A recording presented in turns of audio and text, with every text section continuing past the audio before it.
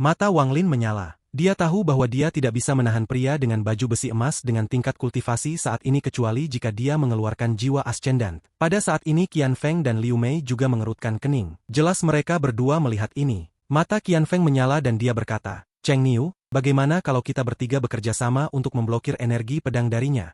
Sedikit kedinginan muncul di mata Wang Lin saat dia mengangguk. Alasan Qian Feng meminta bantuan Wang Lin adalah karena dia tidak punya pilihan. Sudah jelas bahwa bahkan dengan dia dan Liu Mei, mereka tidak percaya diri bisa menahan serangan itu. Jika mereka tidak bisa menahan serangan itu, maka mereka tidak bisa pergi mencari istana. Yun Kuezi dan pria tua itu sudah di depan mereka. Jika mereka lebih lambat, mungkin sudah terlambat. Sekarang dengan Wang Lin di pihak mereka, peluang mereka bertiga berhasil lebih tinggi. Qian Feng tidak meremehkan Wang Lin hanya karena dia berada di tahap awal transformasi jiwa. Bahkan dalam hatinya dia percaya bahwa Wang Lin adalah seseorang yang memenuhi syarat untuk melawannya. Dia juga tahu bahwa bendera 1 miliar jiwa yang dimiliki Wang Lin adalah sesuatu yang bisa langsung membunuhnya. Jadi dia sangat takut pada Wang Lin. Inilah sebabnya ia menyuruh Red Butterfly melawan Wang Lin, itu agar dia bisa mendapatkan kristal planet tanpa harus menghadapinya. Namun setelah tiba di Gunung Roh, dia menyadari bahwa ada beberapa penghalang sebelum dia bisa sampai ke kristal. Dia tidak lagi menganggap Wang Lin sebagai orang lemah seperti yang dia lakukan ketika dia pertama kali bertemu dengannya. Sekarang dia melihatnya sebagai yang sederajat, tetapi jauh di dalam hatinya, masih ada rasa bangga yang kuat.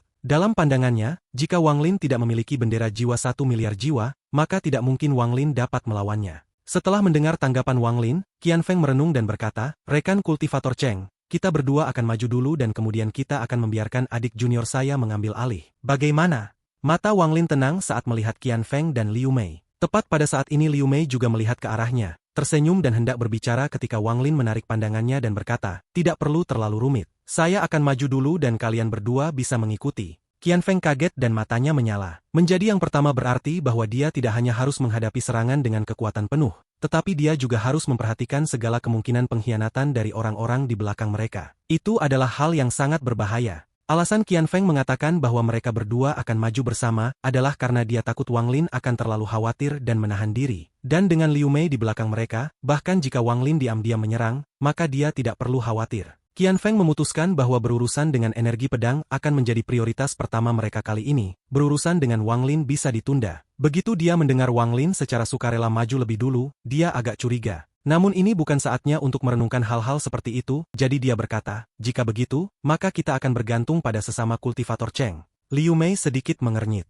Dia merasa ada sesuatu yang aneh tentang ini. Setelah merenung sebentar, dia melihat ke arah Wang Lin. Wang Lin bahkan tidak memandangnya saat ia terbang menuju pria lapis baja emas. Liu Mei dan Qian Feng mengikuti di belakang. Mereka bertiga bergerak maju dalam formasi. Pada saat mereka bertiga mendekat, mata pria lapis baja emas menjadi serius dan dia mengangkat lengannya. Cahaya terang berkumpul di pedang emas, menciptakan cahaya keemasan yang menyilaukan. Kemudian dia mengayunkan pedangnya dengan kejam. Gelombang energi pedang sepanjang 100 kaki yang terlihat seperti itu dapat membelah surga yang langsung tertutup diikuti oleh ledakan sonik dari penghalang suara. Satu-satunya suara yang bisa didengar adalah energi pedang yang menembus langit. Itu bergerak sangat cepat dan segera mendarat. Laut di bawah mereka berpisah karena tekanan energi pedang, menciptakan jurang yang dalam. Ketika Wang Lin melihat Yun Kuezi dan pria tua itu menahan energi pedang, dia hanya merasakannya dari samping dan tidak berpartisipasi. Sekarang dia menghadapinya sendiri, dia bisa merasakan kekuatan penghancur di dalam energi pedang ini. Ketika menghadapi kekuatan destruktif ini, bahkan jiwa asalnya mulai bergetar dan menunjukkan tanda-tanda ketidakstabilan. Bukan hanya ini, tetapi setiap bagian tubuhnya terasa seperti ditembaki oleh gunung raksasa. Dia tidak terbiasa dengan perasaan ini, itu adalah perasaan yang sama persis yang dia miliki dari tekanan vena roh di bawah sekte pemurnian jiwa, hanya perasaan ini ribuan kali lebih kuat. Bahkan sebelum energi pedang bertabrakan dengannya, darah sudah mulai keluar dari sudut mulut Wang Lin, tetapi matanya tidak menunjukkan tanda-tanda menyerah. Ketika dia melihat kondisi Wang Lin saat ini, Qian Feng berhenti sejenak dan mulai merenung. Haruskah dia mengambil momen ini untuk membunuh Cheng Niu dan mengambil bendera 1 miliar jiwa, atau membantu melawan energi pedang? Gagasan ini terlintas di benaknya dan dia membuat keputusan. Dia akan membunuh Wang Lin dan mengambil bendera jiwa. Dengan bendera jiwa, dia akan memiliki kekuatan lebih dari cukup untuk menahan energi pedang. Semua ini terjadi sangat cepat dalam benaknya. Setelah mengambil keputusan, Qian Feng tertawa dan berkata, "Jangan panik, sesama kultivator Cheng. Aku datang." Qian Feng bergerak maju seperti kilat. Serangan ini benar-benar harus berhasil, jadi Qian Feng tidak terburu-buru, dia harus mendekati untuk memukul Wang Lin dengan serangan yang dia tidak akan pernah lupakan. Qian Feng tahu bahwa dia harus berhasil dalam satu serangan, atau Wang Lin akan punya waktu untuk memanggil bendera jiwa 1 miliar jiwa. Jika itu terjadi, segalanya tidak akan berjalan dengan baik. Dengan kecerdasan Liu Mei, dia segera melihat niat Qian Feng dan ragu-ragu. Lalu matanya menjadi dingin. Dia tidak mengikuti tetapi menunggu di sana. Dia adalah orang yang kejam, jadi itu tidak masalah baginya. Plus, jika Qian Feng membunuh Wang Lin, aura Wang Lin akan dihapus dari ilusi terakhirnya. Ini akan membuatnya lebih mudah untuknya di masa depan karena itu pada dasarnya seperti menghilangkan iblis dalam yang harus dia hadapi di masa depan. Pada saat ini energi pedang tiba tepat di atas kepala Wang Lin. Mata Wang Lin menyala dan dia mendengus. Karena dia adalah orang yang setuju untuk pergi dulu, bagaimana mungkin dia tidak mempertimbangkan perubahan hati Qian Feng? Semua ini adalah bagian dari rencananya. Dari saat energi pedang dikirim dan segera setelah Qian Feng mulai terbang, Wang Lin diam-diam menghitung kecepatan Qian Feng. Ketika Qian Feng berjarak 100 kaki dari Wang Lin tertawa dan membuka tasnya. Tiba-tiba sebuah pagoda keluar dari tasnya dan muncul di depannya. Indera ilahi ascendan tahap awal Zoe keluar dari pagoda. Energi pedang tidak bisa membantu tetapi berhenti sejenak setelah bersentuhan dengan akal ilahi. Menggunakan jeda ini, Wang Lin tertawa, memanggil kembali pagoda dan menyerbu menuju laut. Namun ia sengaja mempertahankan kecepatan yang cukup rendah untuk tetap dalam jarak 100 kaki dari Qian Feng. Mata pria emas lapis baja menjadi serius, tapi dia tidak menyerang Wang Lin dan malah menatap Qian Feng. Sekarang tidak ada akal ilahi ascendant yang menghentikan energi pedang, itu mendarat di tubuh Qian Feng. Ekspresi Qian Feng berubah. Dia bahkan tidak punya waktu untuk bertanya-tanya mengapa energi pedang tidak menyerang Wang Lin dan malah mengejar dirinya sendiri. Pada saat ini dia mengeluarkan raungan, membuka tasnya, dan mengeluarkan penusuk merah. Cahaya merah terang datang dari penusuk dan menyerbu ke arah energi pedang. Wajah Wang Lin menunjukkan sedikit ejekan. Ketika orang tua dan monyet itu menolak energi pedang, Wang Lin merasa ada sesuatu yang tidak beres. Dia menyimpulkan bahwa pria lapis baja emas pasti telah menentukan bahwa keduanya adalah sepasang dan hanya mengirimkan satu energi pedang. Wang Lin menghitung bahwa jarak antara orang tua dan monyet itu sekitar 100 kaki dan berasumsi bahwa jika dia sedekat itu dengan Qian Feng, pria lapis baja emas akan menganggap mereka sebagai pasangan. Jika mereka berada dalam jangkauan satu sama lain, energi pedang akan menyerang siapapun yang paling dekat dengannya. Inilah sebabnya mengapa Wang Lin menolak rencana dia dan Qian Feng pergi dulu dengan Liu Mei datang kedua. Karena dengan itu, meskipun dia akan dekat dengan Qian Feng, dia akan terlalu dekat. Jika dia membuat gerakan tidak normal, Qian Feng akan memperhatikan dan berjaga-jaga. Inilah sebabnya dia memutuskan untuk pergi dulu sendiri. Meskipun Qian Feng curiga, dia masih jatuh cinta pada perangkap. Bahkan jika Qian Feng tidak setuju dengan rencana Wang Lin atau tidak menyarankan mereka bertiga bekerja sama, Wang Lin masih akan menghadapinya sendirian.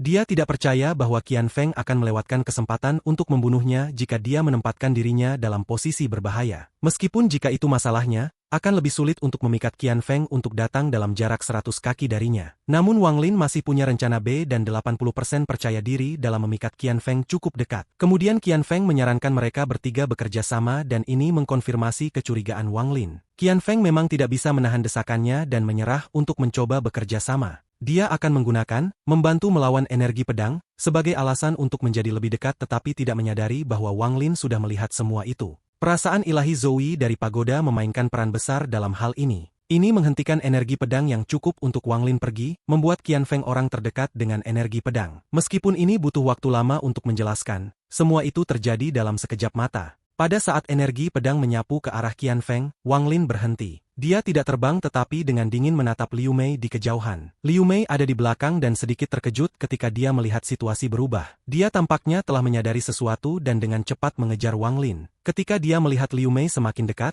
mata Wang Lin menjadi dingin dan dia menyerbu keluar. Kali ini dia bergerak lebih jauh dari 100 kaki dari Qian Feng. Begitu Wang Lin berada lebih dari 100 kaki jauhnya dari Qian Feng, mata pria lapis baja emas itu menjadi serius dan dia dengan cepat mengayunkan pedangnya 2 kali, mengirim satu gelombang energi pedang ke arah Wang Lin dan yang lainnya ke Liu Mei. Niat membunuh memenuhi mata Wang Lin. Dia berhenti terbang ke arah laut dan berpindah ke jarak 100 kaki dari Liu Mei begitu energi pedang mendekat. Ekspresi Liu Mei berubah. Dia sepertinya menyadari sesuatu. Meskipun dia tidak yakin, dia sepertinya sudah menebak situasi dari tindakan Wang Lin. Dia akan teleportasi sehingga Wang Lin akan berada di atasnya, membuatnya menjadi orang yang menerima pukulan dari energi pedang. Wang Lin menyeringai. Pada saat dia akan berteleportasi, dia menyentuh tasnya dan beberapa kali ukiran domain terbang keluar. Waktu.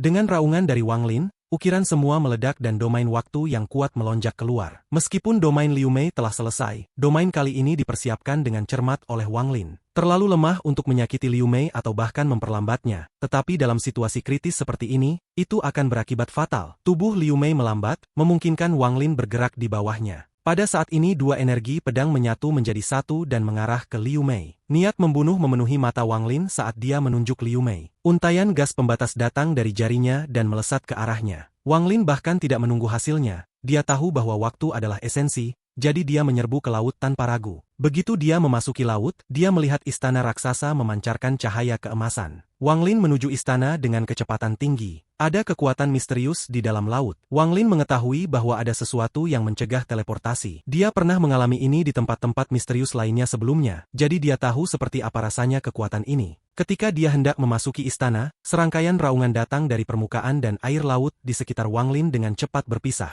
Gelombang energi pedang 100 kaki turun dari langit dan dengan cepat mengejarnya. Saat energi pedang semakin dekat, Wang Lin bahkan bisa merasakan aura yang kuat. Rasa sakit yang tajam tiba-tiba datang dari atas kepalanya. Dia dengan kejam mengepalkan giginya. Dia melihat bahwa dia hanya berjarak 1000 kaki dari istana, tetapi energi pedang hampir menimpanya. Jejak darah datang dari atas kepala Wang Lin dan rasa sakitnya meningkat. 900 kaki, 800 kaki, 700 kaki, 600 kaki. Dia semakin dekat, tetapi energi pedang semakin mendekat di atas kepalanya. Deru energi pedang sepertinya bergema di dalam otak Wang Lin. Saat Wang Lin bergegas menuju istana, dia batuk seteguk darah, membuka tasnya dan mengeluarkan kapak. Dia meraung, berbalik, dan meletakkan kapak di depannya. Pada saat ini energi pedang tiba dan mendarat di kapak. Wajah Wang Lin menjadi merah, dia batuk seteguk darah dan jiwa asalnya bergetar. Dia menyentuh tasnya dan pagoda terbang keluar. Domain Zoe dengan cepat menyebar dan energi pedang berhenti. Menggunakan jeda ini, Wang Lin menyerbu keluar dan menyeberang 500 kaki dalam sekejap untuk memasuki istana. Begitu dia memasuki istana, energi pedang bergetar dan kemudian menghilang. Darah merembes keluar dari mulut Wang Lin saat dia menyimpan kapak dan pagoda. Kemudian sambil duduk, dia mengeluarkan banyak pil dan menelannya sebelum merasakan sengatan menyakitkan dari seluruh tubuhnya. Dia mengeluarkan sepotong giok langit dan melihatnya sebelum melemparkan di mulutnya. Kemudian dia merasakan energi celestial memenuhi tubuhnya. Berkat aliran energi celestial, Wang Lin merasakan tubuhnya menjadi ringan. Energi celestial langsung menekan semua lukanya. Tak lama kemudian dia berdiri dan dengan satu langkah bergegas ke kedalaman istana. Adapun di atas laut energi pedang mendekati Liu Mei. Saat dia hendak menghindar, pembatasan mendekat dari belakangnya. Ini membuat ekspresinya yang indah berubah, dia mengepalkan giginya dan mengeluarkan kabut putih. Pita putih menari-nari di dalam kabut putih dan dengan satu gerakan mencambuk, itu menghancurkan pembatasan. Pita putih ini dengan cepat membungkusnya dan memindahkannya sejauh 10.000 kaki dari energi pedang. Energi pedang hilang dan kemudian menghilang. Pria berlapis emas itu tidak menyerang lagi, satu-satunya tugasnya adalah menjaga tempat ini dan hanya mengizinkan mereka yang memenuhi syarat masuk istana. Hanya ada satu persyaratan dan itu harus bisa menahan kekuatan satu pukulan. Qian Feng juga dalam kondisi yang sangat buruk saat ini. Untungnya selama seseorang meninggalkan daerah itu, serangan itu berhenti. Ekspresi Qian Feng sengit saat dia meraung. Cheng Niu, saya bersumpah akan mencabik-cabikmu. Jika aku melanggar sumpah ini, maka aku akan mati dengan kematian yang menyakitkan. Liu Mei diam-diam menatap laut dengan ekspresi suram. Melihat bahwa Qian Feng masih mengutuk dan meraung, dia mengerutkan kening dan berkata, "Diam, jika bukan karena Anda memiliki niat jahat dan kami bertiga benar-benar bekerja bersama, kami sudah akan berada di dalam istana." Ekspresi Qian Feng sengit. Dia menatap Liu Mei dengan kejam dan berkata, "Apakah kamu pikir aku tidak memperhatikan bagaimana kalian berdua saling menggoda dan saling menatap? Saudara junior, jangan lupakan apa yang kau janjikan padaku." Liu Mei dengan dingin menatap Qian Feng dan berkata, "Dengan Yun Kuezi di sana, akan sulit bagi Cheng Niu untuk mendapatkan kembali jiwanya. Yun Kuezi tidak akan membiarkan dia berhasil dengan mudah." Qian Feng menarik napas dalam, lalu dia menarik ekspresinya yang sengit, menyentuh tasnya dan berkata, "Orang tua itu memberiku sesuatu yang seharusnya digunakan untuk melawan bendera jiwa 1 miliar jiwa. Karena dapat mempengaruhi bendera jiwa, itu harus memiliki efek pada kultivator Ascendan juga. Setelah Yun Kuezi keluar, saya akan menggunakan ini. Aku hanya ingin bagian jiwaku, tetapi jika dia masih tidak mau memberikannya, aku akan bertarung sekuat tenaga." Di dalam istana di bawah laut, apa yang muncul di depan Wang Lin adalah lorong yang sangat besar. Ada beberapa lampu di sekitar aula yang menjentikan dan melepaskan cahaya yang sangat jahat. Cahaya ini tidak dihasilkan oleh api tetapi oleh zat misterius yang belum pernah dilihat Wang Lin sebelumnya. Cahaya redup menyebabkan lorong ini menekuk dan berputar, menciptakan perasaan yang sangat aneh. Wang Lin mengungkapkan ekspresi hati-hati saat dia dengan hati-hati bergerak maju. Lorong ini sepertinya tidak ada habisnya. Dia sudah berjalan lama dan lorong masih terlihat sama. Wang Lin tidak berani menyebarkan perasaan ilahi terlalu jauh. Ketika dia pertama kali tiba, dia menyebarkannya dan beberapa menghilang seperti dimakan oleh sesuatu. Jadi Wang Lin menjadi sangat berhati-hati. Setelah jumlah waktu yang tidak diketahui, Wang Lin melihat kilatan mantra di kejauhan. Dia berhenti bergerak dan dengan hati-hati menyebarkan indera ilahi ke depan. Tapi apa yang dilihatnya membuat ekspresinya berubah. Ketika indera ilahinya mencapai ujung lorong, apa yang dilihatnya adalah area yang luas dan terbuka. Ada menara yang sangat tinggi di tengah area terbuka ini. Di puncak menara ada sebuah tahta dan ada seseorang dengan kepala yang berambut hitam duduk di atasnya. Orang ini terlihat setengah baya dan tampak sangat normal, tetapi dia mengeluarkan aura yang sangat kuat. Matanya terpejam dan tidak ada tanda-tanda kehidupan dari tubuhnya. Itu jelas orang yang sudah mati. Namun, tubuhnya memancarkan aura mengerikan yang mengelilingi daerah itu. Saat indera ilahi Wang Lin melihat orang ini, dia tiba-tiba memiliki keinginan untuk membungkuk padanya. Dia terpaksa mengaktifkan beberapa energi celestial untuk menekan dorongan ini. Tampaknya ada kekuatan misterius di sini yang akan mengguncang hati siapapun yang lewat. Sebelum orang ini melayang benda, itu adalah bola cahaya ungu. Cahaya ini menyinari pria parubaya dan meninggalkan bayangan gelap di belakangnya. Namun cahaya saat ini redup dan berkedip-kedip seolah-olah itu bisa padam kapan saja. Pada saat akal ilahi Wang Lin menyentuh bola cahaya, kekuatan yang kuat tiba-tiba datang menabrak akal ilahi, sehingga ia dengan cepat mundur. Wajah Wang Lin pucat dan matanya dipenuhi teror. Suzaku pertama, Ye Wuyou. Dia segera bisa menebak identitas pria parubaya itu. Adapun bola cahaya ungu, itu adalah kristal planet. Namun Wang Lin merasa ada sesuatu yang salah. Meskipun tampak persis seperti yang digambarkan si Tunan, dia tidak merasakan hubungan dengan potongan jiwanya ketika indera ilahi menyentuhnya. Karena sudah tiba, masuklah.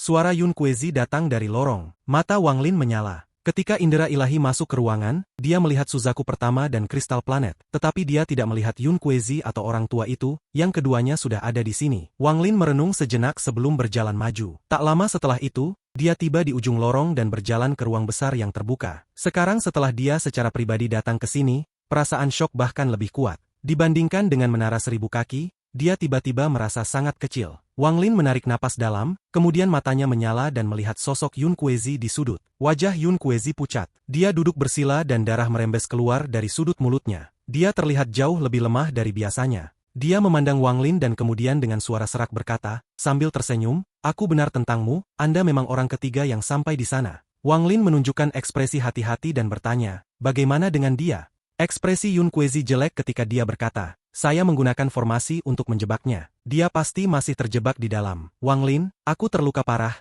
jadi dapatkan kristal planet untukku. Entah itu untuk klan abadi atau para kultivator, aku tidak bisa membiarkan kristal planet runtuh." "Oh." Wang Lin dengan tenang menatap Yun Kuezi dan bertanya, "Kamu ingin aku mendapatkan kristal planet?" Yun Kuezi menarik napas dalam dan menghela nafas. "Aku tahu kamu sangat berhati-hati. Anda dapat memeriksa tubuh saya dengan indera ilahi Anda. Anda akan menemukan bahwa saya hampir sepenuhnya kehabisan energi. Orang tua itu bukan dari planet Suzaku. Tekniknya sangat aneh dan aku tidak bisa menjebaknya lama. Setelah dia bebas, dia akan dapat mencuri kristal planet dan pada saat itu, semua orang di planet Suzaku akan dihadapkan dengan krisis." Mata Wang Lin menyala. Dia mengangkat kepalanya dan melihat bola cahaya ungu di depan Suzaku pertama. Tanpa ragu-ragu, dia mundur. Dengan kecepatan beberapa kali lebih cepat daripada saat dia masuk, Wang Lin terbang menuju lorong seperti orang gila. Mata Yun Kuezi bersinar dan dia segera menghilang. Ketika dia muncul kembali, dia di depan lorong, menghalangi Wang Lin. Dia dengan muram berkata, "Untuk apa kamu lari?" Mata Wang Lin menyala, lalu dia mundur beberapa langkah dan menatap Yun Kuezi.